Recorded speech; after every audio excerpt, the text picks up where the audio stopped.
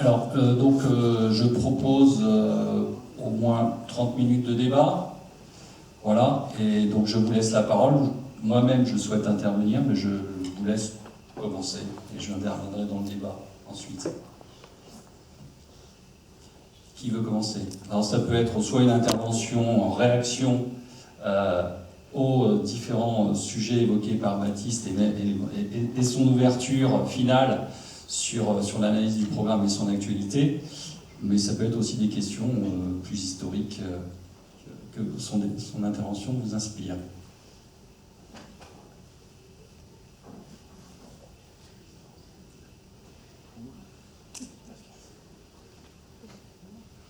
Bon, alors s'il n'y a personne, je vais commencer, comme ça donnera ça.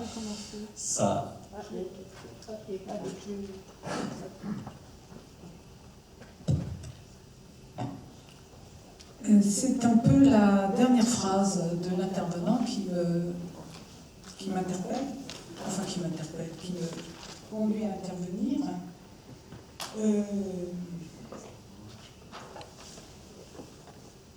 Lorsque vous dites qu'il faut constater historiquement que tant que la forme marchande va subsister, enfin se perpétuer, il n'y aura pas la possibilité de mettre en avant des réformes fondamentales, ni même des revendications importantes.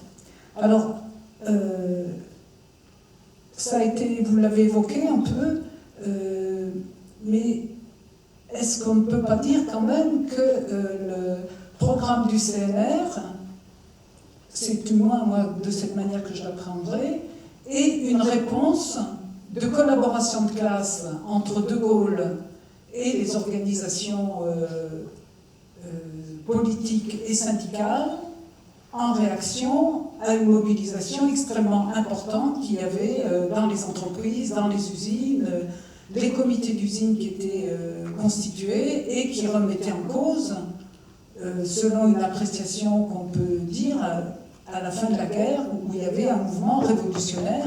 Je crois que ça a été, par un certain nombre de personnes, apprécié de cette manière, et des organes de double pouvoir qui étaient mis en place dans les entreprises. Donc, il y a une réponse qui se situe sur ce terrain-là, et qui est une réponse sur le terrain de l'Union nationale. Donc, je pense qu'il faut peut-être donner un peu ce caractère qui, d'une part, une réponse pour bloquer le mouvement qui était engagé, le mouvement ouvrier, mais sur le fond, les droits qui ont été acquis à la libération, qui sont dans le Conseil national de la résistance, ce sont des conquêtes ouvrières, et qui sont le produit d'une mobilisation ouvrière, et qui sont d'ailleurs complètement démantelées aujourd'hui. Et je pense que c'est cette question-là, et qui ont été inscrites dans le programme du Conseil national de la résistance, mais pour en fait complètement bloquer le mouvement révolutionnaire qui était en développement à cette époque. Voilà. Merci Marie-Noëlle. D'autres intervenants? Questions? Alors, je vais prendre la parole. Effectivement, par rapport à l'intervention de Baptiste, moi je souhaiterais redonner quelques éléments je dirais globaux par rapport à la situation internationale. Il faut, tu l'as peu évoqué, je pense quand même qu'effectivement on est dans une situation où dans la plupart des pays d'Europe, je pense à l'Union soviétique, je pense à la Yougoslavie, je pense à une partie de la Pologne, je pense à la Grèce, je pense à la France, je pense à l'Italie à partir de la chute de Mussolini, on est dans ce qu'on appelle une guerre de partisans. La guerre de partisans, c'est une guerre menée par la classe ouvrière, essentiellement, en tout cas comme force moteur de la résistance, et donc effectivement qui pose la question du pouvoir. Elle pose d'autant plus la question du pouvoir que les élites, la bourgeoisie, les patrons, je dirais à une immense majorité, presque pour pas dire la totalité, ont complètement joué le jeu de Pétain, soutenu Pétain et soutenu, y compris pour une grande partie, la collaboration avec l'Allemagne. Donc la bourgeoisie elle est complètement, l'image de la bourgeoisie, elle est évidemment largement rejetée par l'ensemble de la population, la classe ouvrière en premier lieu, et les milieux de la résistance, qui sont effectivement largement dominés par les courants de gauche. Je dirais les FTP forment la force principale, même si à côté il y a des forces comme donc Combat et Libération Sud qui sont d'autres forces importantes, mais qui pour une grande majorité ont été formées par des militants socialistes en particulier. Et donc cette dimension sociale populaire de la résistance, elle est complètement prégnante. Et De Gaulle, il a absolument besoin de ce soutien pour restaurer quoi? Restaurer l'État, restaurer le pouvoir de la bourgeoisie. Je veux dire, De Gaulle était avant-guerre, était pendant la guerre, était après-guerre jusqu'à sa mort, le représentant du capital, le représentant de l'impérialisme français. Et donc, la fondation du CNR, pour lui, il était fondamental de créer le CNR et d'intégrer le Parti communiste qui était incontournable à l'échelle de la résistance intérieure française. Et donc, c'est la raison pour laquelle il y a eu la fondation du CNR, et c'est la raison pour laquelle il a fallu ensuite déboucher sur un programme du CNR. Et le programme du CNR, tu l'as dit, Baptiste, ses limites, effectivement, ses limites, c'est qu'elles, en fait, au-delà des acquis qu'on pourrait évoquer, qui seraient un peu similaires à ceux de 36, c'est-à-dire 36, c'est les conventions collectives, les 40 heures, les congés, les délégués du personnel, c'est aussi des choses totalement fondamentales. Ça s'assimile à ce qu'on a été obtenu en 36, mais 36, pourquoi la bourgeoisie a lâché ça? C'est parce qu'elle avait peur de tout perdre. Et de la même façon, si la bourgeoisie a été capable de signer le programme, et y compris De Gaulle, qui soutenait les mesures, même s'il ne le disait pas ouvertement, le programme du Conseil national, eh bien c'est parce que la bourgeoisie, à l'échelle française, mais aussi européenne, risquait de tout perdre. Et je voudrais conclure en disant que, effectivement, ce qui s'est passé en France, en fait, s'est passé aussi dans un certain nombre d'autres pays où le Parti communiste ou même le mouvement ouvrier n'était pas aussi puissant qu'en France. Alors, je pense notamment à la Grande-Bretagne où il y a eu plus de 20% de l'économie qui a été nationalisée. En Allemagne, en Autriche, il y a eu aussi des nationalisations importantes. La sécurité sociale a été mise en place aussi sous une forme ou sous une autre dans d'autres pays en Europe, alors que la situation politique était différente. Et je voudrais quand même conclure sur le fait que nationalisation, ça n'a rien à voir avec l'expropriation. C'est, je dirais, le contraire. L'expropriation des moyens de production et la collectivisation, c'est au service de l'intérêt des travailleurs. La nationalisation, c'est le remboursement total des patrons. La seule exception, c'est ce que tu as cité, c'est Renault et Nomeron, où les patrons ont été expropriés, mais pour le reste, ils ont été grassement indemnisés. Hein. Et donc le pouvoir est resté, de toute façon, à la bourgeoisie, et les comités d'entreprise n'ont jamais donné le moindre pouvoir, je dirais, réel aux ouvriers. Ils sont restés des ouvriers et les patrons sont restés des patrons. Donc, moi, l'analyse que je fais du CNR, effectivement, c'est un programme, un compromis fait entre des forces politiques opposées et qui, à mon sens, eh bien, ne correspondait pas à la réalité de la situation politique et sociale du pays et de l'Europe, qui effectivement pouvait ouvrir sur une situation révolutionnaire comme a été celle de 17 à 23, et c'est la raison pour laquelle la bourgeoisie a accepté ces compromis qu'elle a immédiatement essayé de remettre en cause depuis aujourd'hui avec une force décuplée.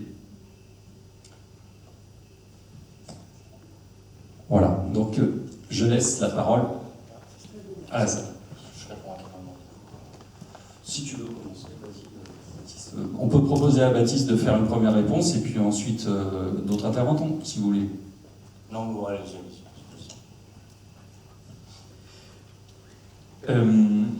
Et tu l'as peut-être expliqué un moment dans ton intervention, donc je m'excuse si ça m'a échappé, mais justement sur l'histoire de la Déclaration des droits qui reprenait 1789, 1793, tout ça, il me semble qu'il y a eu deux versions. Enfin, est-ce que tu peux expliquer un petit peu? Je sais que 1793 ça a disparu, hein, c'est pas dans le préambule qui a été adopté, et qu'il y a eu un débat sur justement le droit de propriété, puisque le droit de propriété est sacralisé dans la déclaration de 1789 alors qu'il ne l'est pas dans celle de 1793.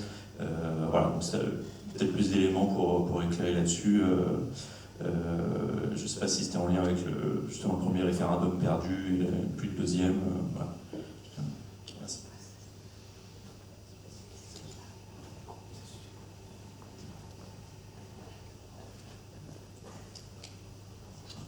Oui, bonsoir. Comment le CNR et ses propositions, son programme, donc, appréhender le problème de l'agriculture, le problème de la paysannerie, parce que quand même, à l'époque, c'était combien? 50% de la population. Et à partir du moment où les gens votent, soit on les prive de leur droit de vote en disant un vote paysan vaudra un dixième de vote ouvrier, ça s'est fait en Union soviétique par exemple, mais si on accepte le principe démocratique, comment ça se passait? Alors, moi j'ai pas l'impression que c'était très avancé là-dessus. Est-ce qu'il y avait des propositions en forme de coopérative, en forme de développement? C'est quelque chose que je ne connais pas du tout. Baptiste, vas-y, réponds. S'il y a d'autres intervenants, on prendra la parole après. Oui, bon, je vais répondre sur les points les plus simples. Bon, sur la question agricole, la paysannerie, oui, le point est abordé dans le programme du Conseil national de résistance, mais toujours pareil, à l'aborder en émanant des grands principes. Donc le but, c'est de mettre fin aux grandes féodalités et effectivement de promouvoir une appropriation de la terre par la paysannerie. Quelles mesures ensuite concrètes sont mises? Je dois avouer que c'est vraiment pas mon terrain d'étude. Donc là, je ne saurais pas dire dans le détail les mesures qui ont été adoptées à Libération sur cette question-là. Sur la question là, des références à 1789-1793, la référence qui est voulue donc, par les États généraux de la Renaissance française émanant du Conseil national de résistance, c'est tout simplement une référence révolutionnaire. Le terme même États généraux de la Renaissance française, avec l'écriture de cahiers de doléances, c'est la volonté de reprendre justement ce qui a été une mobilisation populaire en 89 et en 93. Et donc ça ne fait pas forcément référence aux deux constitutions différentes, puisque dans les deux constitutions, celle qui aurait plutôt leur préférence, c'est évidemment celle de 1793. Alors attention, je ne suis pas moderniste, mais quand même dire une chose sur cette question de la propriété dans la Révolution française, c'est comme toujours en droit, il y a le tout et son contraire. C'est-à-dire qu'on a d'un côté effectivement cette sacralisation en droit de la propriété privée, mais comme on a à l'inverse, dans ces mêmes textes, expliqué que l'intérêt de la nation est supérieur et que donc à tout moment, il peut intervenir et mettre fin à la propriété privée s'il le souhaite. C'est d'ailleurs une position qui est toujours en droit. Vous savez que d'ailleurs, légalement, si on veut nationaliser sans indemniser, justement, séquestrer, s'approprier un bien, n'importe quel citoyen français peut être soumis à ce droit-là. N'importe lequel. Et c'est là-dessus d'ailleurs qu'on va s'appuyer à Libération pour faire ça. Alors, pour revenir aux deux interventions que j'ai entendues, j'avais peur d'être un peu trop critique avec le programme du CNR, qu'on m'en fasse le reproche dans l'intervention, mais là je vais devoir m'en faire l'avocat parce que je trouve que vous avez été excessivement sévère. Alors, est-ce que, bon déjà d'une part, moi est-ce qu'en 1944, il y avait une poussée révolutionnaire, que donc il y a une révolution manquée, voire peut-être une révolution trahie? Bon, moi, je suis historien, moi, les récits unis, causal, de cette manière, pour expliquer pourquoi il n'y a pas eu de révolution en France, c'est parce qu'il y aurait nécessairement systématiquement une trahison de la part d'organisations représentant la classe ouvrière. C'est un peu facile comme explication. C'est un peu facile, et c'est pas très fondé dans les faits. Vous pensez bien que des gens en armes en 1944 qui viennent de libérer Paris, s'ils avaient l'occasion d'aller faire plus, ils auraient fait plus. Notamment au vu du sacrifice qu'ont été ceux de leurs camarades. Il faut pas l'oublier quand même, et pas prendre de manière condescendante le sacrifice qui a été fait par ces gens-là, et penser simplement du coup que c'était des pions au service de la bourgeoisie. Ça me semble un peu limite comme explication. Est-ce que le programme du CNR est un simple compromis, voire de la collaboration de classe? Là déjà, moi, je réagis un peu, mais parler de collaboration par rapport au programme du CNR, je trouve déjà en termes, sémantiquement, ça pose quand même un petit problème, je pense. Mais je pense non plus que c'est pas tout à fait non plus la nature du programme du CNR. On peut estimer que c'est un compromis, dans certains faits ça l'est, mais pas entièrement quand même, c'est un compromis qui va quand même plus pencher dans certains intérêts que dans d'autres, notamment en vue de la situation et des politiques menées avant-guerre. Il faut prendre ça aussi en compte, c'est là, toujours pareil. Moi, il y a une phrase d'un historien, un historien marxiste en plus, qui me sert vraiment de guide, c'est celle de Edward P. Thompson, historien britannique, qui parle de condescendance de la postérité. Il faut prendre en compte la manière dont les gens qui ont lutté, quelle était la situation dans laquelle ils ont lutté, et pas celle que nous on peut regarder aujourd'hui du haut de notre estrade. Je pense vraiment que c'est important de faire ainsi. Et donc, ils ont obtenu, ils ont imposé à la bourgeoisie des intérêts de la classe ouvrière qui jusque-là étaient ignorés quand même. Il faut l'avoir en tête, on a réussi à imposer la question sociale en droit et dans les faits comme jamais on l'avait fait auparavant. Comme jamais, et comme on ne l'a pas fait depuis non plus. Donc il faut se regarder aussi un peu dans le miroir là-dessus. Nous n'avons pas fait le 10e de ce qu'ils ont fait, il faut le voir comme en termes d'acquis. Donc il faut être humble vis-à-vis de cela. Par exemple, sur les indemnisations, tu dis on a indemnisé largement. Non, c'est pas exact non plus. La création de la sécurité sociale, c'est la nationalisation systématique de toutes les assurances sociales, toutes, sans indemnisation. Et leur gestion par les usagers. Là, c'est pas rien quand même. C'est pas rien. Et d'ailleurs, il est proclamé en droit que sera nationalisé sans indemnisation l'ensemble des biens des traîtres. Mais il y a un autre problème qui va se poser, et ça effectivement c'est un problème dû à la situation de la libération, c'est l'état de l'épuration, qui ne va pas réussir à aboutir entièrement à mettre en place le système de culpabilisation justement des collaborateurs, et qui effectivement vont permettre, et notamment avec l'entrée en guerre froide, où on va effectivement très largement mettre la poussière sous le tapis, et beaucoup de collaborateurs vont s'en sortir bien, et même ils vont être indemnisés. Moi je donne un exemple que je travaille sur ma thèse, la famille Laval, Josette et René de Chambrun Laval ont été indemnisés pour la nationalisation de leur bien la presse. Ça pose question quand même. René Chambrun qui a été collaborateur sous Vichy. Bon ben ça ce sont les insuffisances de l'épuration, on pourra l'évoquer. Maintenant quand même, il ne faut pas omettre le contexte, les gens du CNR, ils sont dans l'action clandestine, autrement dit ils ont la tête dans le guidon, ils ne savent pas du tout si ce qu'ils proposent et sur leur arrivée au pouvoir, le futur gouvernement provisoire va être accepté par la population française. Ils n'ont aucun moyen de le mesurer. C'est d'ailleurs l'obsession des résistants à la libération de se dire attention à ce qu'on ne déclenche pas une guerre civile. Pourquoi ils ne veulent pas d'une guerre civile? Pas parce qu'ils ont peur de se battre, ils sont en train de se battre. Donc ils n'ont pas peur de ça. Ils ont peur d'une chose, c'est que si ça éclate en guerre civile, ben tout ce programme du CNR il vole en éclats, parce que qui va dire à un moment fin des hostilités, c'est nous qui allons décider à votre place?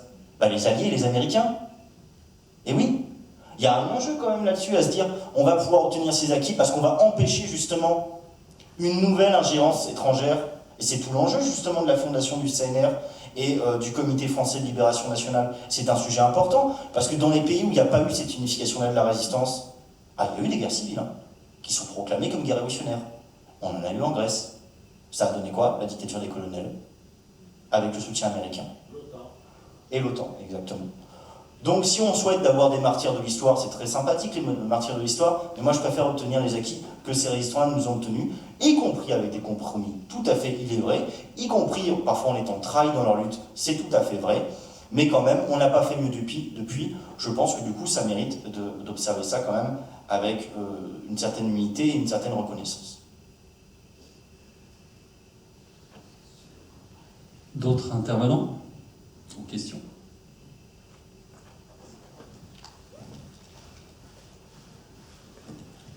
Peut-être une question pour faire le lien avec ce qui vient d'être dit. Le programme du CNR, donc tu as bien insisté sur le fait qu'il avait été trahi, démantelé, rodé progressivement. Est-ce qu'on peut justement faire un lien entre la mise en place du plan Marshall, la construction européenne, les politiques on va dire d'ingérence américaine, et qui sont allés très loin, qui sont allés jusque dans l'utilisation par exemple de de groupes politiques trotskistes pour faire scissionner la CGT, des choses comme ça, quoi. Quel rôle ça a? Je pense notamment à la construction du marché commun. Oui, Voilà. alors, bon, là tu interviens avec des sujets qui peuvent quand même être distingués les uns des autres. La question de la scission de la CGT, c'est un autre sujet quand même que la question de la construction d'un marché commun européen. Mais par contre, il est tout à fait véridique de se dire que l'entrée de la France dans la guerre froide et la fin du tripartisme, c'est-à-dire l'exclusion des communistes, du gouvernement et de la majorité parlementaire, c'est la fin du CNR au pouvoir. C'est la fin du CNR au pouvoir. Comme le disait Louis Saillant, voilà, le tripartisme PCF, FIO, NRP, c'est le CNR au pouvoir. Effectivement, il n'y a plus le PCF, en tout cas, il n'y a plus d'un des acteurs, il y a un acteur majeur qui est le PCF, on n'a plus le CNR au pouvoir. Et donc, évidemment, on va pouvoir déjà commencer à revenir un petit peu sur les acquis. Mais tu as tout à fait raison de dire que ce qui va être le plus fatal et faciliter le démantèlement des acquis de la libération et du CNR, c'est évidemment la globalisation économique du capitalisme et le système de libre-échange généralisé, notamment au travers de la construction du marché commun européen, dont l'une des dates clés est 58, mais dès le début des années 50, on a déjà les traités de libre-échange qui sont signés, notamment le traité de Florence, que je connais bien, parce qu'il pose la question du libre-échange intégral et de la fin du protectionnisme sur les écrits. C'est avoir une implication dans le monde de la presse, enfin de la pression absolument majeure. Évidemment qu'à partir du moment où on est en concurrence internationale, nos acquis qui sont des pures constructions nationales, évidemment, elles se heurtent à un problème absolument majeur. D'ailleurs, repenser des futurs acquis à une autre échelle, ça fait partie des, je crois, pour les forces progressistes et syndicales, l'un des plus grands enjeux majeurs de notre temps, en même temps qu'un obstacle conséquent. Il y a un problème à penser. Mais oui, la construction du marché commun européen va être très largement fatale aux politiques, justement, d'acquis sociaux nationaux qui ont été constitués à la Libération.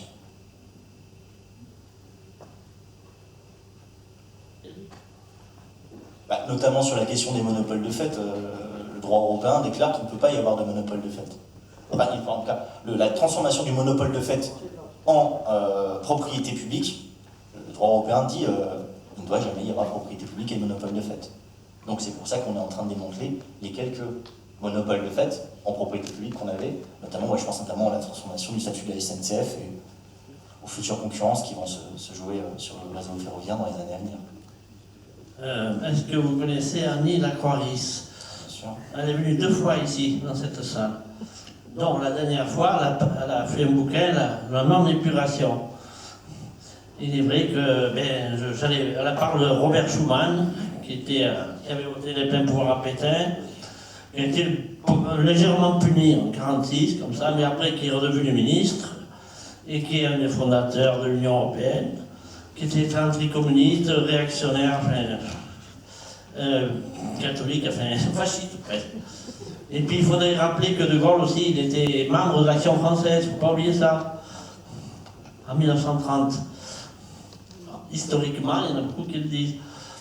Alors c'était pas les progressistes. C'est l'Action française qui le dit justement. Il ne faudrait peut-être pas reprendre les rumeurs de l'extrême droite là-dessus, je pense.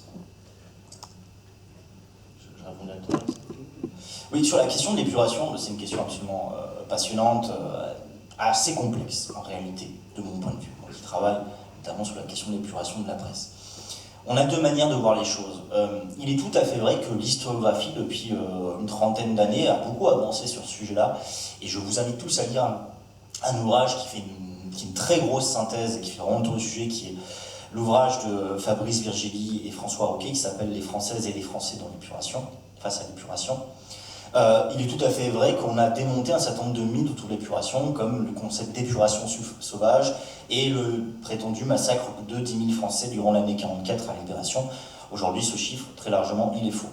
Donc on a 2 manières d'envisager l'épuration. Si on entend par épuration un acte de justice visant à sanctionner des gens pour leur dérive, leur responsabilité personnelle dans la collaboration, alors là, effectivement, très clairement, elle va être très faible et en nombre et en intensité. À la Libération, les comités d'épuration, ils vont étudier 350 000 dossiers. On a 125 000 personnes qui vont avoir une condamnation dont l'extrême majorité seront essentiellement des peines de prison faibles, voire simplement des remontrances avec la question de l'indignité nationale. On aura 6000 peines capitales prononcées et entre guillemets seulement 750 qui seront effectives. Si on compare ces 750 morts par la justice d'épuration auprès de 200 000 personnes dont la collaboration est directement responsable, effectivement, on n'est pas du tout sur la même échelle.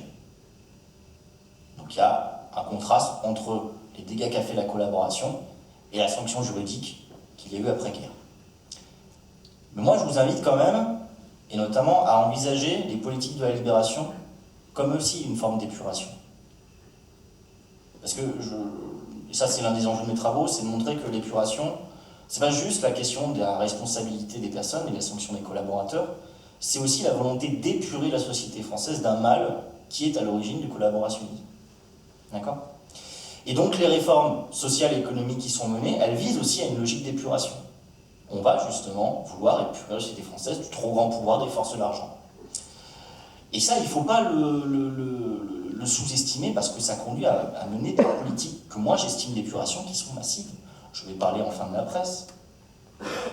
Les ordonnances de juin et septembre 1944 sur la presse déclarent que tout journal qui a publié en zone nord à partir de telle date, de juillet 1940, et en zone sud à partir du 11 1942, sera considéré comme collaborateur et ce journal sera interdit et c'est bien séquestré. On va, en 1944, interdire 90% des titres de presse d'avant-guerre. 180 journaux qu'on fait interdire. Vous imaginez aujourd'hui quelqu'un qui proposerait de faire interdire 90% de la presse actuelle et des chaînes de télé? C'est impensable. Et bien pourtant, ils vont le faire. Ils vont faire cette révolution-là. Et ils vont transférer la propriété aussi à la nouvelle presse issue de la résistance. Bon, je pourrais rentrer dans le détail sur les limites aussi de cette logique-là, mais quand même, faire interdire 90% de la presse, qu'on estime collaboratrice, c'est pas rien. Et aussi indiquer que il ne faut pas oublier que, et d'ailleurs c'est un concept juridique qu'on va créer à la libération pour répondre à ces problèmes-là, c'est qu'avant en droit, la responsabilité pénale n'était qu'une responsabilité des personnes physiques. Autrement dit, moi je commets un délit, je suis sanctionné par la loi. Sauf que ce qui pose le problème que dans la collaboration, c'est pas simplement des gens qui vont collaborer, c'est parfois des entités entières, notamment des entreprises. Comment est-ce qu'on condamne ça? Comment est-ce qu'on arrive à jouer ça? Et bon, on va créer un concept en droit qui est le concept justement de personnes morales. Et donc on va pouvoir faire condamner des entreprises. Alors on le fera très imparfaitement, il y a beaucoup d'entreprises effectivement. La collaboration économique qui sera massive, elle ne sera pas la plus condamnée, ça c'est clair, net et précis. Mais quand même, sans ces concepts-là, on n'aurait pas pu faire un certain nombre de nationalisations pour sanctionner les collaborations. Je pense que ça soit à Renault, je pense notamment aux imprimeries aussi, etc. etc. Donc c'est quand même là aussi une dimension de l'épuration qu'on a tendance à sous-estimer et que je souhaite quand même valoriser. Et qui donc fait que l'ouvrage de Aline Lacroix-Riz est en termes de mobilisation des sources très intéressant. Comme toujours avec Lacroix-Riz, c'est une vraie dépouilleuse d'archives, on ne pourra jamais lui reprocher ça. De là à dire qu'il n'y a pas d'épuration totale, même si dans son ouvrage elle ne dit pas totalement ça, mais quand même c'est ce qu'elle essaye de démontrer, ça dépend de la manière dont on envisage l'épuration, et moi comme j'envisage aussi une épuration comme étant un phénomène structurel, je ne serais pas d'accord avec elle là-dessus.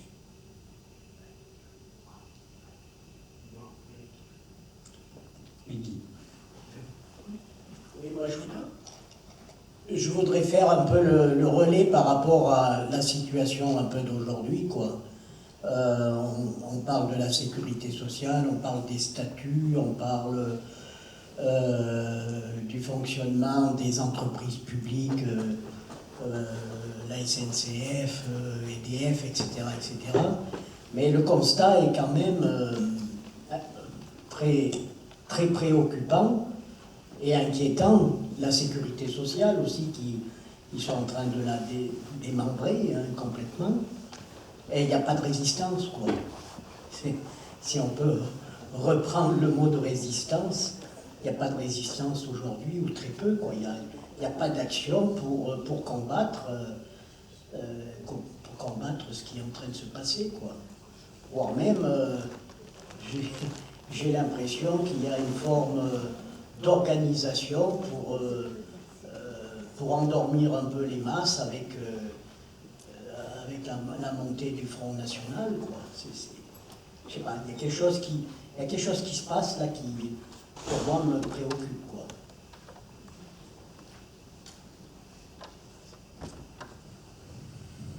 D'autres interventions? Si je peux intervenir.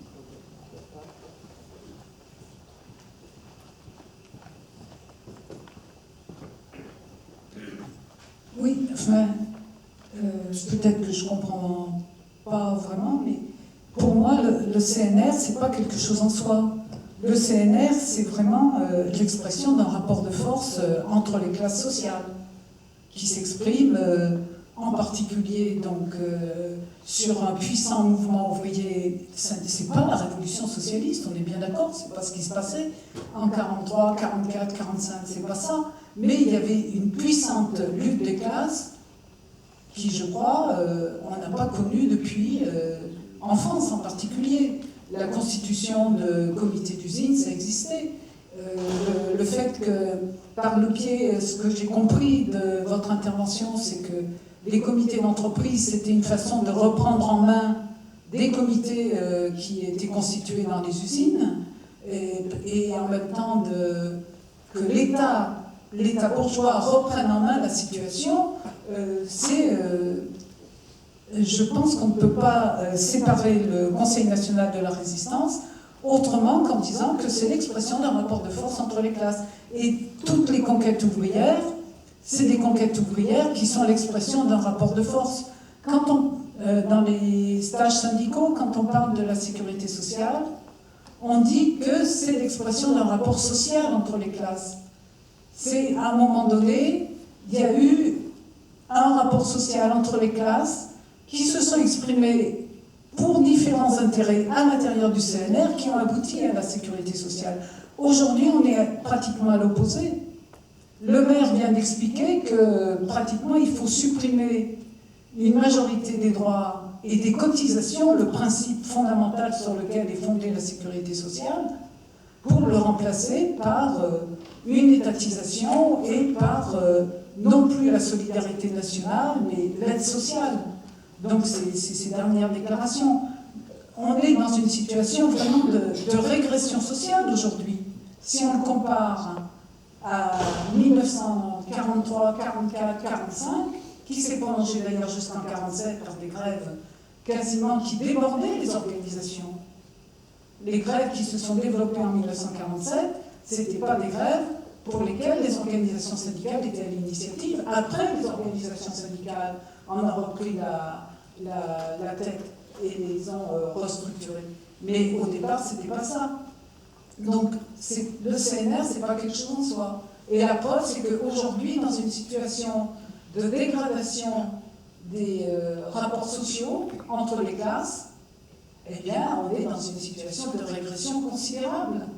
Et on a forcément beaucoup de mal aujourd'hui à avancer sur ce que dit le camarade pour la défense des revendications. Et alors qu'on est dans une situation où le gouvernement, que ce soit le maire, que ce soit Attal, que ce soit Macron, accentue sur une offensive considérable, on est dans une situation de dialogue social.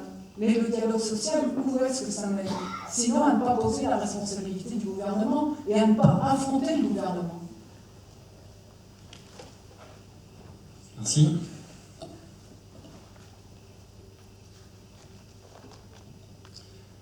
Dernier tour de parole, pour ne pas avoir de regrets. Après, je laisse la parole à Baptiste pour conclure et je laisserai ensuite la parole à Bruno, comme je vous l'avais indiqué. Pas de regrets? Eric? Oui, bonsoir. Moi, je suis un peu comme Guy et Marie-Noël aussi. C'est compliqué de savoir quels sont les objectifs qu'on peut avoir au niveau conquête, parce que là, on l'a vu sur les panneaux tout à l'heure, Denis Kessler, il explique bien que si on veut revenir pour la bourgeoisie et pour toutes ces entreprises-là, il faut détruire le programme du CNR. La sécurité sociale, Guy l'a expliqué, elle est en train d'être démantelée complètement. Moi, je travaillais dans les hôpitaux, je suis entre guillemets, jeunes retraités, mais c'est une catastrophe à l'hôpital. C'est une catastrophe. Non seulement les urgences ferment, alors ils ont mis en route, faut appeler le 15 et tout, mais les urgences ferment depuis des années. Pendant le Covid, des services entiers de réanimation ont fermé. Pendant le Covid. Les lits ont continué d'être fermés pendant le Covid. Et depuis 15 ans, il y a une quantité, je n'ai plus le chiffre, mais c'est astronomique, de lits qui ferment. Donc c'est une volonté que tout cet argent-là, de la sécurité sociale, passe dans le privé. Parce que les cliniques, elles travaillent bien. Hein. Et la problématique, c'est que maintenant, il n'y a plus de personnel qui veut travailler à l'hôpital. Ils sont en train d'écouter le personnel qui y travaille, qui est parti après l'histoire du Covid, parce que l'obligation vaccinale, bon ça c'est pas le sujet du jour, mais l'obligation vaccinale, etc. Mais les gens sont partis, et les gens ne veulent plus revenir à l'hôpital travailler. Et les jeunes, avec Parcoursup, alors ils rentrent à l'hôpital, il y a 30% d'échecs en première année d'école d'infirmière, parce qu'il y a eu Parcoursup. C'est une catastrophe. Et tout cet argent-là, il passe où? Dans le privé. Donc ça, le CNR, alors Macron est en train de a mis en place le comité national de la refondation. Il est déjà fini. Oui, il est presque mordé, mais bon. Enfin, en attendant, dans la tête des gens, c'est le CNR. Alors comment faire pour expliquer aux gens au peuple, que c'est pas forcément fini, mais il faut aussi un combat. Il faut un combat au niveau syndical, il faut un combat au niveau politique, mais on a l'impression que tout de suite, à part le RN, il n'y a rien d'autre. Merci. Merci Eric. Donc je laisse la parole à Baptiste pour quelques mots de conclusion. Oui. Pour revenir sur la nature, mais c'est un vieux débat, je sais dans le monde militant que c'est un vieux débat qui est au sein de la gauche, de l'extrême gauche, sur la nature du CNR, de la résistance, de la libération. Je pense qu'il faut vraiment voir les analyses historiques de manière un peu dialectique. Évidemment que dans la résistance, de facto, il y a un caractère de classe. Évident. Les recensions faites notamment par le Métron, sur la page des fusillés, le montrent assez bien. La plus grande partie des personnes, des résistants tombés au front, ou fusillés, viennent du monde ouvrier, très massivement. Là aussi, sur le plan politique, il n'y a pas de doute. On va prendre un exemple, parce que nous avons eu la pantanisation de Manouchian il n'y a pas très longtemps, au mois de février, et ça a été l'occasion pour les historiens, justement, de réactualiser un petit peu les recherches sur cette question-là. Et par exemple, le Mont Valérien, qui est le centre d'exécution le plus important qu'il y a eu durant l'occupation, on recense aujourd'hui 1011 personnes exécutées là-bas. Sur ces 1011, 65% d'entre eux étaient membres du Parti communiste français, ou des FTP. Et aussi, chiffre important, sur ces 1011, 182 étaient de nationalité étrangère, quasiment 20%. Là aussi, pendant le débat sur la loi immigration, ça donne à réfléchir quand même. Parce qu'il y a aussi un caractère national dans ces trucs-là. Donc oui, il y a un caractère de classe. Il y avait la classe ouvrière qui effectivement était dans la lutte armée quotidienne. Mais il n'y avait pas que la classe ouvrière. Il faut le voir aussi, la résistance, c'est un immense réseau avec des formes de lutte très différentes. Il y a la lutte armée, mais il y a la lutte des écrits, il y a la lutte des pensées, il y a la lutte des influences. Il y a eu, c'est pas la majorité du genre dans leur milieu, mais il y a eu des universitaires, il y a eu des hauts fonctionnaires, il y a eu cette partie-là qui a aussi su dire non. Et donc la lutte de la résistance en France se voit d'abord comme une lutte, y compris de la part des organisations ouvrières, comme une lutte de libération nationale. Il s'agit de libérer un peuple entier. Sa dimension de classe va ensuite s'affirmer lorsqu'il va falloir parler de quelle France on veut une fois qu'elle sera libérée. Mais il faut bien comprendre que, je le répète là, ces forces-là visaient à unifier le pays in fine. Et donc, effectivement, à accepter de discuter avec des forces avec lesquelles ils n'ont jamais discuté. La CGT ou le Parti communiste français s'est retrouvé avec des forces de droite à discuter et à se mettre d'accord sur les politiques à mettre en place. On leur a dit qu'ils auraient fait ça il y a quelques années auparavant, ils en auraient rigolé. Voilà, il faut aussi comprendre ça, c'est que la résistance est un réseau de gens qui vont fraterniser au combat. C'est comme une tranchée. Il n'y a pas de front, mais c'est un peu le même genre d'expérience de guerre. C'est pour ça que, par exemple, il y a des amitiés qui vont se conserver après-guerre, et malgré la guerre froide, qui peuvent sembler très étranges. Par exemple, Francis Gay, un haut dirigeant de la démocratie chrétienne, sera ami avec Maurice Thorez, ami très très proche. Maurice Thorez sera même à ses obsèques. Voilà, il y a des amitiés qui se créent, donc il y a un réseau qui se crée, des sociabilités qui se créent, parce que ces gens ont partagé un combat commun, et un combat au sens strict, une guerre. C'est important quand même de rappeler, c'est largement cette expérience de guerre qui a permis d'unifier le pays à la sortie. Et enfin, je voulais terminer, mais je crois que je suis en train d'oublier le propos sur lequel je voulais terminer. Je vais m'arrêter. Merci Baptiste. L'instant promo, j'avais oublié. Donc, l'Institut d'Histoire Sociale Nationale de la CGT a, vous l'avez sur la table, écrit un ouvrage qui porte sur le programme du CNR, on commémore les 80 ans, c'est cet ouvrage-là, n'hésitez pas à procurer.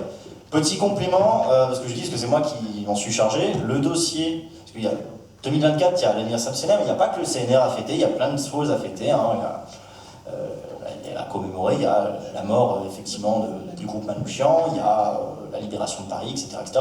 Donc, cause commune, la revue de sciences sociales du Parti communiste, dossier que j'ai géré sur l'année 1944 et les différents événements, pour aller plus loin sur un certain nombre de thématiques qui vous intéresseront, je n'en doute pas, sur ce sujet. Voilà. Donc je passe la parole à Bruno Lelasque, nouveau président depuis la semaine dernière de l'Institut d'Histoire Sociale de la CGT du Puy-de-Dôme. Ça roule.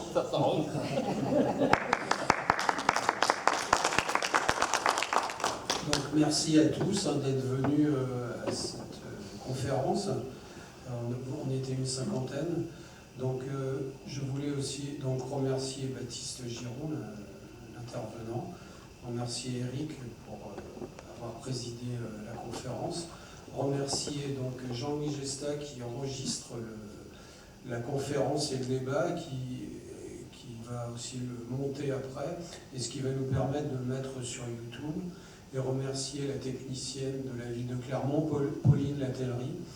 Donc aussi, pour vous dire que l'IHS national a fait aussi la semaine dernière une conférence sur la journée, que vous pourrez retrouver les débats sur YouTube. Donc il y avait 2 tables rondes notamment.